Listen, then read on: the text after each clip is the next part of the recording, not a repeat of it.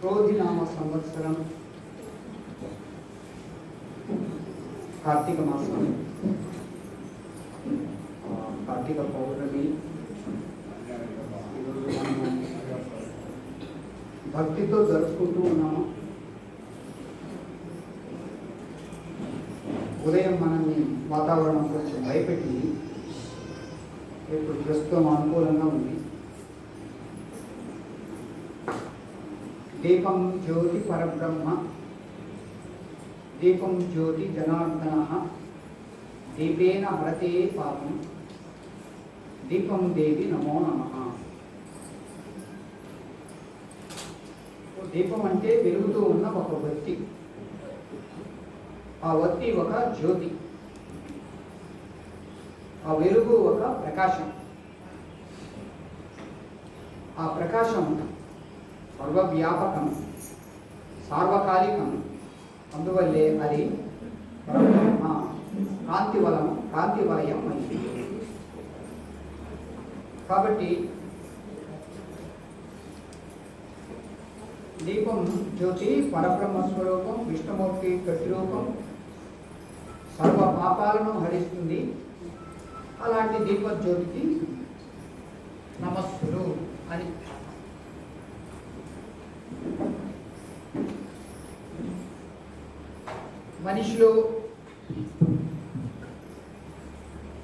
మనిషిలోని మనస్సులోని అజ్ఞానపు చీకట్లను పారద్రోలి విజ్ఞానపు వెలుగులు నింపే ప్రక్రియ ఈ దీప ప్రజ్వాలన.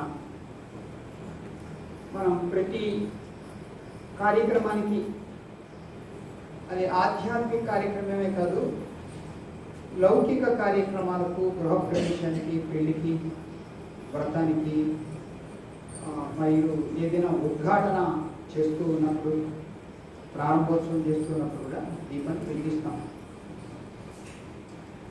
దీపావళి నుండి, ఈ కార్తీక మాసం ప్రారంభం నుండి దీపాలు వెలిగిస్తాం. దీపావళిలో ఎక్కువ, దీపావళి అంటేనే దీపాల వరస. దీపాలు వెలిగిస్తాము. దీపావళి నుండే ఈ దీపాలు వెలిగించడం ప్రారంభం. ఆ మరుసటి రోజు నుంచి కార్తీక మాసం. ఈ కార్తీక మాసంలో స్నానం, దానం, ఉపవాసం, దేవతారాధన మరియు శివారాధన,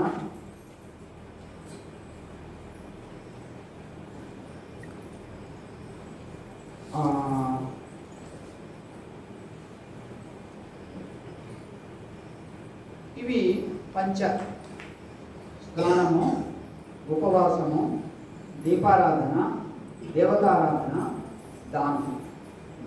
ఇవి ముఖ్యంగా పేర్కొంటారు ఈ కార్తీక మాసంలో.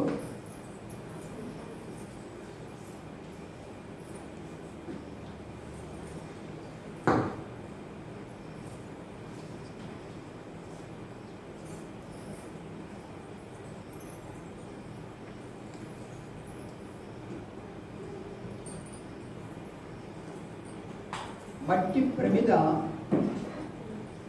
భూతత్వానికి ప్రతీక. తైలం జలతత్వానికి ప్రతీక. వత్తి, తెల్లని వత్తి, ఆకాశతత్వానికి ప్రతీక. దాన్ని వెలిగించే, మండించే గాలి వాయుతత్వానికి ప్రతీక. అగ్ని, ఆ ఎర్రగా ఉండే జ్యోతి అగ్నితత్వానికి ప్రతీక. అంటే పంచభూతాలు దాంట్లో ఇమిడి ఉన్నాయి. ఆ మాటకు వస్తే మనిషి శరీరం కూడా పంచభూతాల యొక్క సమానం, కలయిక. దీపం దానంతటదే వెలగదు. ఎవరో ఒక్కరికి చీకటిని దూరం చేసుకోవాలనే తలంపు కలగాలి. అగ్గిపెట్టిన వెతికి తేవాలి.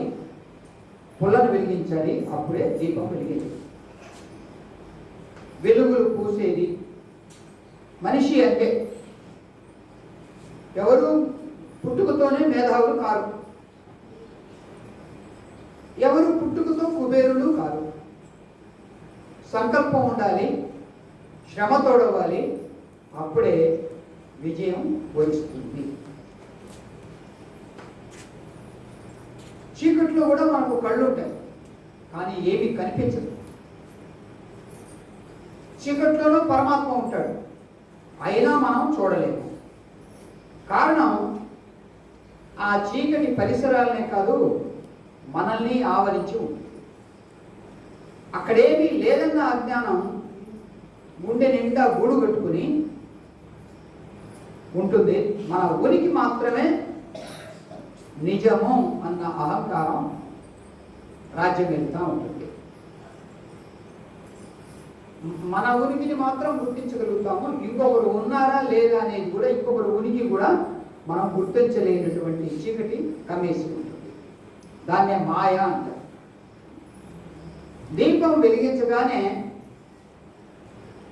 కళ్ళకు కట్టినటువంటి చీకటి గంతలు తొలగిపోతాయి, వెలుగు రేఖలు విస్తరిస్తాయి.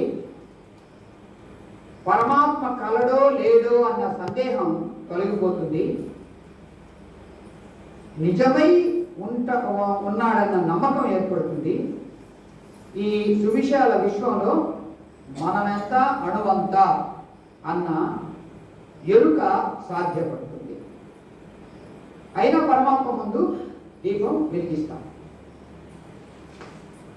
కోటి సూర్య ప్రభావితుడైన స్వామికి వెలుగునివ్వడానికి కాదు, మనలోని లోలోని ఆ చీకట్లను తరిమేయడానికి వేడుకోవటానికి కాలిపోయేది ఒత్తి కాదు, మనసులోని అహంకారం మాత్రమే కాలిపోతుంది. కనుక కరిగిపోయేది నూనె కాదు, జీవితం శాశ్వతము అన్న భ్రమ కరిగిపోతుంది. ఇది సో ఈ దీపం గురించి మనము ఒక్కొక్క చిన్న విషయాన్ని ఉన్నతంగా ఆలోచించినప్పుడు అనేక విషయాలు మనకు స్ఫురిస్తాయి.